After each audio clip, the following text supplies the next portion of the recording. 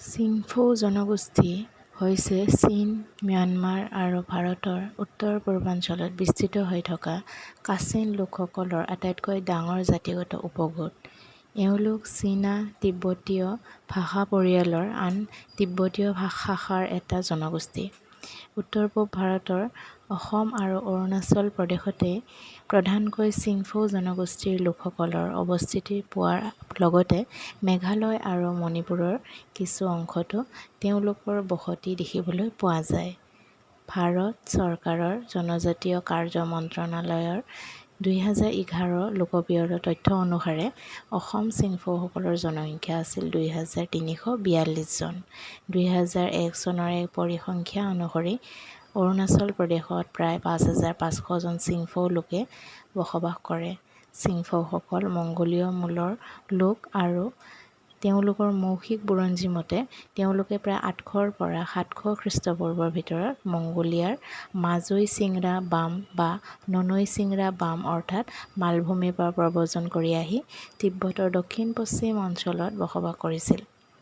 ৩০০ খ্ৰীষ্টপূৰ্বৰ পৰা ১০০ চনৰ ভিতৰত তেওঁলোকে ব্ৰহ্মপুত্ৰ উপত্যকাত প্ৰৱেশ কৰে।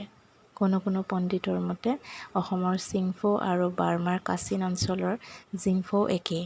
অসমীয়া লোকে উচ্চাৰণ কৰিব নোৱাৰাৰ বাবে ই জিংফৌ গুচি চিংফৌ হয়। তিনিচুকীয়া জিলাৰ লিডু, মাৰ্ঘেৰিটা, শদিয়া আদি বিভিন্ন অঞ্চলত ঘাইকৈ চিংফৌসকলৰ বসতি দেখিবলৈ পোৱা যায়। ইয়াৰ উপৰিও শিৱসাগৰ, যোৰহাট, গোলাঘাট আৰু কাৰ্বি আংলং জিলাতো তেওঁলোকৰ সেৰেঙা বসতি আছে। তিৰাপ নৈ আৰু বুঢ়ীদিহিঙৰ মাজত ২৫খনমান গাঁৱত চিংফৌসকলে বসবাস কৰি আছে।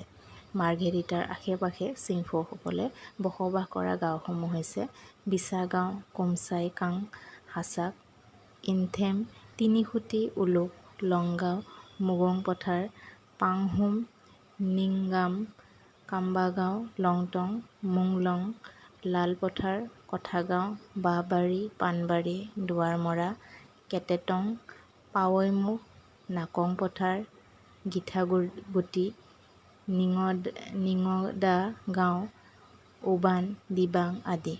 অৰুণাচল প্ৰদেশৰ চাংলাং আৰু লোহিত জিলাৰ লগতে নামচাই জিলাত চিংফৌ লোকসকলৰ অৱস্থিতি দেখা পোৱা যায়।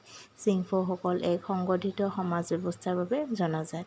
অসম আৰু অৰুণাচলৰ চিংফৌসকলত নামফুক খবাং, দিউন খবাং, টিয়েন খবাং আৰু তুৰুং খৱাং নামেৰে ৪টা গোটত ভাগ কৰা হয়। ইয়াত খৱাং শব্দৰ অৰ্থ হৈছে কোনো এক বিশেষ অঞ্চল। সামাজিকভাৱে চিংফৌসকলৰ ৫টা ফৈদ আছে। এইকেইটা হৈছে মাৰিপ, লাথাও, লাংফাই, খুম আৰু মাৰাণ। গাঁও এখনৰ মুৰব্বীজনক আগি বা মিৰেং আগি নামেৰে জনা যায়। আগিজনৰ হাততে গাঁওখনৰ সমস্ত সামাজিক আৰু ৰাজনৈতিক কৰ্তব্য থাকে। এওঁৰ নেতৃত্বত গাঁৱৰ ওজৰ আপত্তিসমূহ ৰুংজাটা বা মুখিয়াল লোকসকলৰ এটা গোটে নিষ্পত্তি কৰে। প্ৰধান প্ৰবন্ধ জিংফৌ ভাষা আৰু চিংফৌসকলে তিব্বতীয়ান বাৰ্মামূলীয় জিংফৌ ভাষাৰ অন্তৰ্গত চিংফৌ দোৱানত কথা-বতৰা পাতে। চিংফৌসকল মূলতঃ বৌদ্ধ ধৰ্মৰ অনুগামী, কিন্তু বিভিন্ন সভ্যতা সংস্কৃতিৰ সংস্পৰ্শলৈ অহাৰ ফলত তেওঁলোকে অন্যান্য ধৰ্মবিশ্বাসো আঁকোৱালি লৈছে। জৰা ব্যাধি, আকাল অন্যান্য ধৰ্মবিশ্বাসো আঁকোৱালি লৈছে। মাৰি মৰক ইত্যাদিৰ সময়ত তেওঁলোকে নাট বা দেও মনীচৰ পূজা পাতল আৰু বলি বিধানো সম্পন্ন কৰে। মাংগলিক কাম-কাজৰ বাবে এজন ডুমচা বা পুৰোহিত থাকে। তেওঁলোকৰ কিছুসংখ্যকে খ্ৰীষ্টান ধৰ্ম গ্ৰহণ কৰাও দেখা পোৱা যায়। স্বপং য়ং মানাও পয় বা চমুকৈ মানাও পয় চিংফৌসকলৰ জাতীয় উৎসৱ। পূৰ্বপুৰুষ স্বপং য়ঙৰ প্ৰতি শ্ৰদ্ধা জনাই এই উৎসৱ প্ৰত্যেক বছৰে ১৪ ফেব্ৰুৱাৰী তাৰিখে পালন কৰা হয়, যদিও সাধাৰণতে উদযাপন অনুষ্ঠানসমূহ ১২ৰ পৰা ১৫ ফেব্ৰুৱাৰীলৈকে চলে। পয় শব্দৰ অৰ্থ হৈছে উৎসৱ আৰু মানাওৰ অৰ্থ হৈছে নৃত্য, অৰ্থাৎ ই এক নৃত্যমূলক উৎসৱ। অসম আৰু অৰুণাচল প্ৰদেশৰ বিভিন্ন অঞ্চলৰ লগতে দুয়োখন ৰাজ্যই যুটীয়াভাৱেও এই উৎসৱ পালনৰ বাবে বিভিন্ন অনুষ্ঠানৰ আয়োজন কৰে।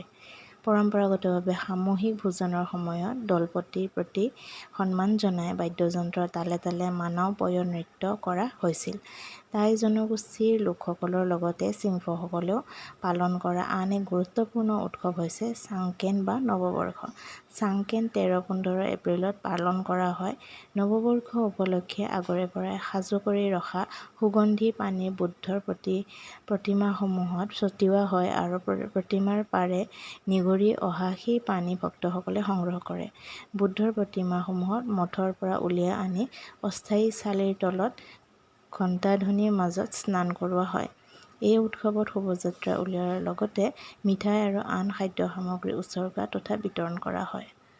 এওঁলোকৰ বিবাহ পদ্ধতি হৈছে বিবাহৰ বাবে প্ৰথম অৱস্থাত এজন খোং-মাং অৰ্থাৎ মধ্যস্থতাকাৰীয়ে প্ৰস্তাৱ লৈ অনাৰ নিয়ম আছে। সাধাৰণতে দৰা ঘৰৰ পৰা কইনা ঘৰলৈ প্ৰস্তাৱ পঠোৱা হয় আৰু প্ৰস্তাৱ গৃহীত হ'লে দৰা ঘৰে কইনা ঘৰলৈও খণ্ড বাগা বা এক মাননি জথাৰ লগতে ৩ টকাৰে কইনা ঘৰৰ চৌহদত সোমাবলৈ অনুমতি বিচাৰে। এইদৰে দুয়োপক্ষৰ সুবিধামতে দিন বাৰ চাই বিবাহ সম্পন্ন কৰা হয়। চিংফৌ বিবাহত কইনাৰ ফু বা গা ধন যচাৰ নিয়ম আছে।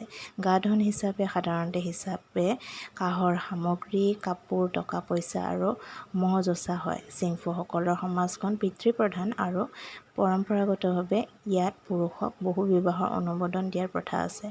একে ফৈদৰ মাজত বৈবাহিক সম্বন্ধ সামাজিকভাৱে নিষিদ্ধ।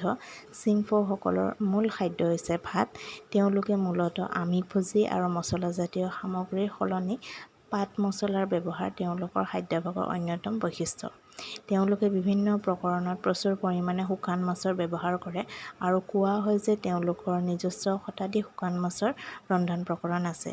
কৌপাতত সিজোৱা টোপোলা ভাত, বাঁহৰ চুঙাত দিয়া বৰা চাউল আৰু কাঠফুলাও তেওঁলোকৰ খাদ্যৰ তালিকাৰ অন্যতম। চিংফৌসকলৰ খাদ্যাভ্যাসৰ ভিতৰত আটাইতকৈ জনপ্ৰিয় খাদ্যবিধ হৈছে টোপোলা ভাত। এই টোপোলা ভাত প্ৰস্তুত কৰিবলৈ লাহি চাউলৰ প্ৰয়োজন হয়। চিংফৌসকলে মিয়া-টিং নামৰ লাহি চাউলৰ পৰা টোপোলা ভাত তৈয়াৰ কৰে। তেওঁলোকে এই ভাতৰ লগতে তৈলবিহীন মাছ-মাংসৰ আঞ্জা পৰিৱেশন কৰে। চিংফৌসকলে তেওঁলোকৰ খাদ্যসমূহত নিজে প্ৰস্তুত কৰা কিছুমান মা-মছলা ব্যৱহাৰ কৰে। তেওঁলোকৰ দুবিধ জনপ্ৰিয় মছলা হ'ল বানথৌ আৰু মাটাংবান। চিংফৌসকলৰ আন এবিধ জনপ্ৰিয় ব্যঞ্জন হৈছে মাছ, উৰিয়াম গছৰ পাত, কচু ইত্যাদি সংমিশ্ৰণত প্ৰস্তুত কৰা এবিধ বিশেষ আঞ্জা। চিংফৌসকলে বেছিভাগ খাদ্য সম্ভাৰ হাবি-জংঘলত প্ৰাকৃতিকভাৱে উৎপাদিত বিভিন্ন শাক-পাচলি আৰু মা-মছলা। তেওঁলোকৰ খাদ্য তালিকাৰ ভিতৰত বেতৰ গাজ, কলডিল, বাঁহৰ গাজ, কচু, লাই আদিৰ বিশেষ ব্যৱহাৰ দেখা যায়। অসমত চাহৰ খেতি আৰম্ভ হোৱাৰ আগতেই চিংফৌসকলে বনৰীয়া চাহপাতৰ কুমলীয়া আগ ছিঙি আনি চাহ তৈয়াৰ কৰি খোৱাৰ কথা পোৱা যায়। বহু পণ্ডিতৰ মতে অসমত চিংফৌ বৰমূৰীয়া বিছাগামৰ সহায়ত ১৮২১ চনত ৰবাৰ্ট ব্ৰুছে উজনি অসমৰ জংঘলত চাহগছ আৱিষ্কাৰ কৰিছিল। চিংফৌ শিপিনীয়ে ঘৰতে বৈ উলিওৱা কাপোৰেৰে নানা ৰঙী সাজ-পাৰ প্ৰস্তুত কৰে। তেওঁলোকে প্ৰাকৃতিক উপাদান যেনে বিভিন্ন ফল, গছৰ গুটি, গা-গছ আদিৰ পৰা আহৰণ কৰা ৰঙেৰে সূতাৰ বিভিন্ন ৰং কৰে। মহিলাসকলে গাৰ ওপৰ অংশত নাংৱাত নামৰ বস্ত্ৰৰ লগতে বুমবাম নামৰ ৰঙীন শিৰস্ত্ৰাণ পৰিধান কৰে। তলৰ অংশত বস্ত্ৰৰ নাম বোকাং আৰু কঁকালৰ বন্ধনী হৈছে চিংকেট। বিবাহিত মহিলাৰ বেশভূষা অবিবাহিতসকলতকৈ কিছু বেলেগ। পুৰুষসকলে বগা শিৰস্ত্ৰাণৰ লগত বোপ্পা বা বাকা নামৰ লুঙি আৰু চোলা পৰিধান কৰে। ইয়াৰ লগতে তেওঁলোকে কান্ধত এমফেং বা মোনা আৰু দাও বা দা লয়। মহিলাসকলে খাইচি, ডিঙিৰ মণি, পাট-লকান অৰ্থাৎ কেৰু আৰু লক্চৱক অৰ্থাৎ আঙুঠি আদি অলংকাৰ পিন্ধাৰ বিপৰীতে পুৰুষসকলে সাধাৰণতে অলংকাৰ নিপিন্ধে।